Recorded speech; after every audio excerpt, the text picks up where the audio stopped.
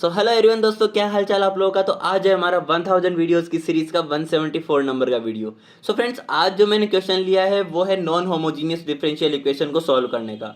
तो पहले तो हमारा क्वेश्चन देख लीजिए, D cube plus A square D Y is equal to sine A X है। अब यहाँ से जो डी है, इस डी को हम कहते हैं डिफरेंशियल ऑपरेटर, जिसका मतलब होता है डी अपॉन में डी एक्स। ठीक है, तो देखिए यहाँ से मैं क्या कहूँगा। फर्स्ट ऑफ ऑल तो मैंने जो नाम लिया है वो नामकरण मैंने इसका किस तरह से किया है, ये जानने के लिए हमें general form of nth order of higher order non homogeneous differential equation with constant coefficient के फॉर्म से इसको कंपेयर करना पड़ेगा। जो कि हमारे पास क्या होता है, देखिए यहाँ पे हाईएस्ट ऑर्डर क्या है, n है। ठीक है, तो d to the power n y upon में dx to the power n, and यहाँ पे a नोट a1 a2 ये हमारे पास क्या है, constant coefficient is equal to R X है।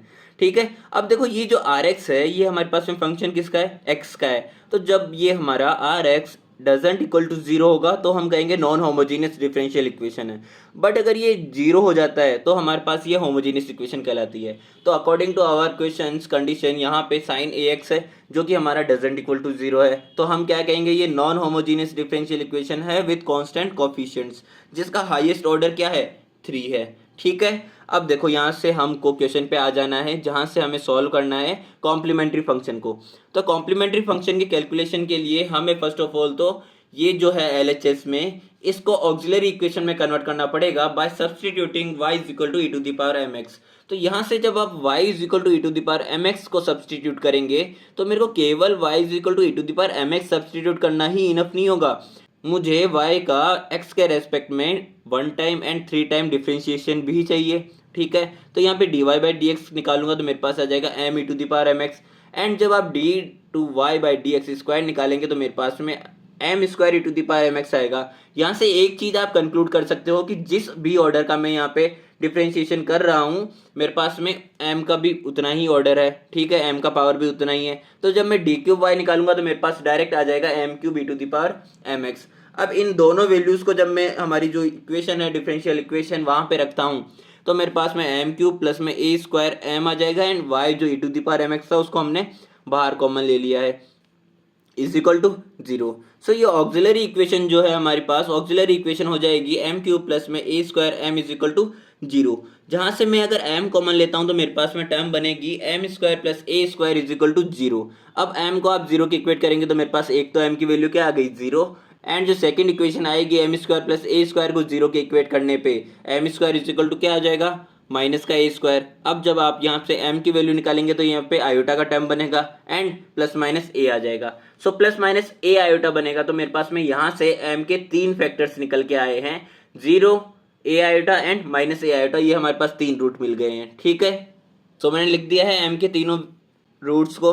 अब यहाँ से कॉम्प्लीमेंट्री फंक्शन जब मैं कैलकुलेट करूंगा तो मेरे पास में आ जाएगा c1 E to the power 0x, क्योंकि ये हमारे पास में x का कोफिशिएंट क्या आएगा, रूट आएगा। c2 cos ax प्लस में c3 sin ax, ये हमारे पास में हो जाता है जब हमारे पास में इमेजिनरी फंक्शंस आता है। तो देखो यहाँ से मैं इसको कहूँगा कि अगर यहाँ पे ई टू द पावर 0x है, ठीक है, देखो यहाँ पे क्या होता है कि a plus minus iota b। ठीक है, तो यहाँ से a की वैल्यू मेरे पास क्या मिल रही है, 0 है, 0.x एंड आयोटा b। तो ये जो b है ये मेरे पास में a की वैल्यू है यहाँ पे, क्योंकि यहाँ पे आयोटा का कोफिशिएंट क्या है, a है। तो यहाँ पे इस तरह से हमारे पास में जो E to the power 0x है वो तो 1 हो जाएगा, तो हमने डायरेक्ट ये चीज़ लिख दी है। तो यहाँ से मेरे पास में कॉम्प्लीमेंट्री फंक्शन क्या आ जाएगा, c1 प्लस में c2 cos ax प्लस में c3 sin ax। ओके, अब हमें बात करनी है इसका आधे पार्ट के आगे वाले पार्ट की, जहाँ से हम सॉल्व करना स्टार्ट करेंगे value of particular integral when rx is equal to sine ax, जो कि मैंने स्टार्टिंग में बताया था कि हमारे पास में rx की वैल्यू क्या है, साइन ax है। सो हमारे पास पर्टिकुलर इंटीग्रल कैसे कैलकुलेट करते हैं, P I is equal to 1 upon में function of differential operator and multiplication में न्यूमरेटर में आ जाएगा आर एक्स। तो यहाँ से मेरे पास में एफ ऑफ डी की वैल्यू क्या थी, डी क्यू प्लस में ए स्क्वायर डी थी, एंड आर एक्स की वैल्यू साइन ए एक्स। सो यहाँ से एक चीज़ देखिएगा, जब भी हमारे पास आर एक्स की value sign A X plus B या फिर कोस ए एक्स प्लस बी इस फॉर्मेट में होती है तो हमारे पास क्या होता है ना कि जो एफ ऑफ डी स्क्वायर, यानी कि यहाँ से जो डी स्क्वायर का मेरे पास टर्म बन रहा है ना, उस डी स्क्वायर की जगह पे हमें रख देना होता है एक्स के कोफिशिएंट के स्क्वायर का माइनस टर्म, यानी कि F of minus A square substitute कर देना है उस कंडीशन के लिए जब हमारे पास में F of minus A square doesn't equal to zero हो। यानी कि यहाँ पे डी स्क्वायर जहाँ जहाँ है वहाँ पे डी स्क्वायर की जगह जब आप माइनस ए स्क्वायर रख देंगे तो हमारा denominator doesn't equal to zero होना चाहिए। देखो मैंने जो भी कहा वो देखो उसका मतलब क्या था कि आप डी क्यूब को डी स्क्वायर मल्टीप्लीकेशन डी लिख सकते हैं, एंड यहाँ पे तो ओनली डी का टर्म है। अब देखो ये जो डी स्क्वायर है इसकी जगह पे हमें क्या लिखना है, एक्स का कोफिशिएंट का स्क्वायर का माइनस टर्म, यानी कि माइनस का ए स्क्वायर डी। और कंडीशन क्या थी, हमारे पास डिनोमिनेटर में डजेंट इक्वल टू जीरो होना चाहिए। बट यहाँ से आप देखेंगे तो मेरे पास में minus A square D plus में ए स्क्वायर डी जीरो बन रहा है। इट मीन्स हमारे पास में ये कंडीशन यहाँ पे नहीं लग सकती है इसको सॉल्व करने के लिए।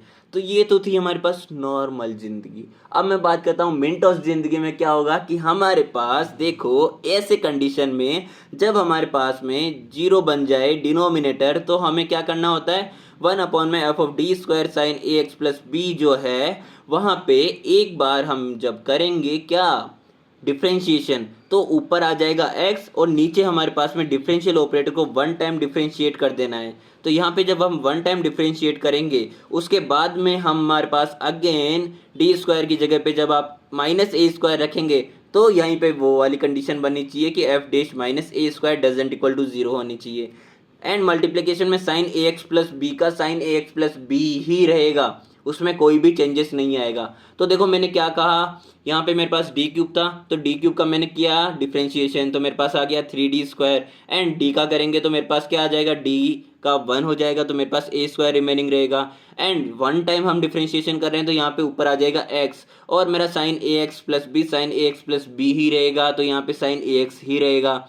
तो मेरे पास यहाँ पे मुझे क्या करना है, x का कोफिशिएंट जो है a उसका स्क्वायर का माइनस टर्म रखना है, किसकी जगह पे, डी स्क्वायर की जगह पे। तो यहाँ पे माइनस ए स्क्वायर रखूंगा डी स्क्वायर की जगह पे, तो यहाँ पे मेरे पास क्या बनेगा माइनस 3a स्क्वायर प्लस में ए स्क्वायर यानी कि माइनस का 2a स्क्वायर। तो जहाँ से मेरे पास में पी आई की वैल्यू क्या हो जाएगी, x अपॉन में 2a square sine A X. तो यहाँ पे ये जो माइनस 2a स्क्वायर बना था वो साइन हमने ऊपर ले लिया है, तो मेरे पास फाइनली क्या आया माइनस एक्स अपॉन में 2a square and sine A x.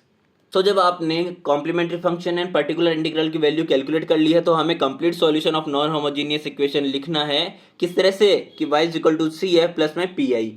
Complementary function and particular integral की जो वैल्यूज आई है इन दोनों को हम ऐड कर देंगे तो मेरे पास में फाइनली जो आंसर आएगा वो हो जाएगा इस नॉन होमोजेनियस डिफरेंशियल इक्वेशन का सॉल्यूशन।